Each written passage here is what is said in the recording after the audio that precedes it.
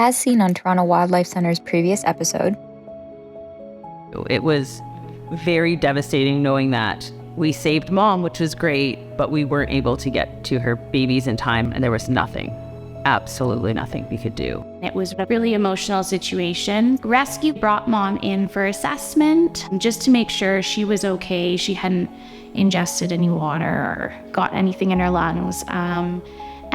So that was on March 29th. And then March 30th, we got a call. Hello, I work for Pest Control. I just left a customer's place in an apartment building on a balcony where a mother raccoon gave birth to 5 babies, and on the attempt to climb down, she slipped and died upon impact on the ground. Now I currently have 5 raccoon babies, and I am looking for a sanctuary to take them in. Really, really strange course of events that brought them together. Also very tragic, but it was, don't want to say best case scenario, but the fact that it happened right the next day was the best chance possible that we could ask for a potential foster situation. Normally we wouldn't be able to take such young baby raccoons because they do require round-the-clock care, and unfortunately we don't have the resources to be open 24 hours a day right now. But this was a very, very rare exception because of the mother who had just came in and our high hopes for things working out on that front. We also typically don't take babies from pest control companies. And the thing about pest control and wildlife removal companies, which has frustrated us for 30 years, is that they are almost completely and utterly unlicensed and unregulated. And that is something that we did try to get changed for some time, and we were unsuccessful. We will try again in the future. But people should know, most of these companies, there's a couple good ones, but most of these companies do horrible things to wild animals. They cause suffering and death to adult animals and to baby animals. And we strongly recommend that people either don't use them at all, these unregulated pest control companies, or just do their homework really well to make sure that they're finding one that's reputable. This was quite a rare case because of the very, very specific timing. It was just serendipitous how that would happen so close together. In my time, I've been here 9 years now. We've never done anything like this, so it was very new. Definitely the timing, we couldn't have asked for better timing. I think age-wise, they were only a couple days old. We were nervous, but we were excited. So the steps that we decided to take to introduce babies into Mum, we of course wanted them to be healthy. They were just recently orphaned, we knew that, which was great.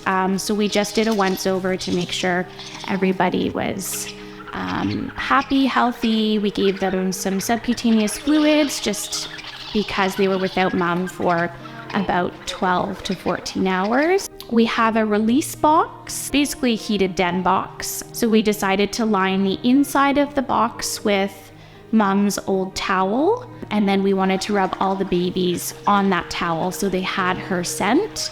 The box was locked, but she could get her hands in there.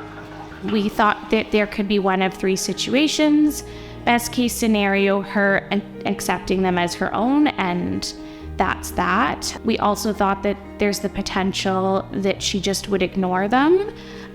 In that case, we had talked to the team and all decided that if she didn't care for them, we would pick up the care. And then, of course, worst case would be she shows some sort of aggression towards them, which we were really hoping for that not to happen. But we did set up a camera in the room that we could monitor in this case that if that did happen, we could intervene.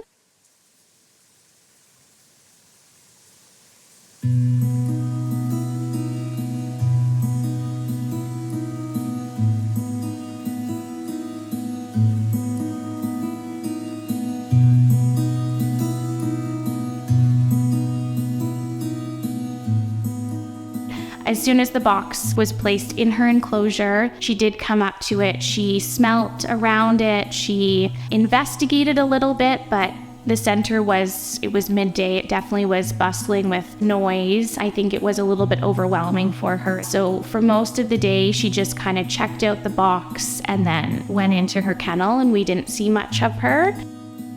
As day turned to evening, movement was detected in the enclosure.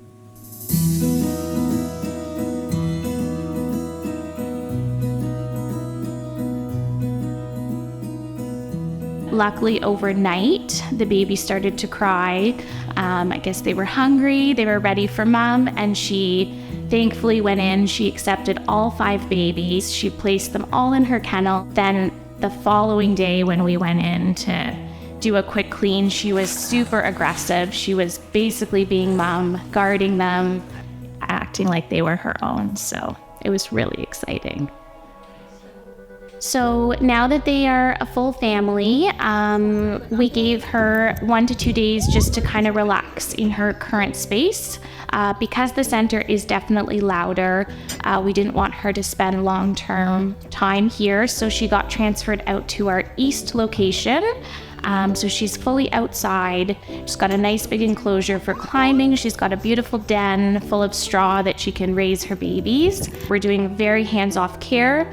We're just making sure to monitor the babies once per week, that she's taking care of them. There's no issues. Basically, we're just making sure she's got everything she needs. Because these guys have mom, they can definitely be released sooner. So once they're fully mobile and good climbers and they can keep up with mom, that's around the time that we look at releasing them. Yeah, we're hopeful that they'll just grow up happy, healthy, and then out in the wild.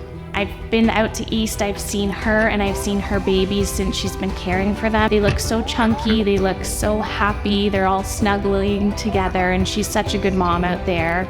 So definitely it's a win for us. It's one of those stories that I will tell for years to come.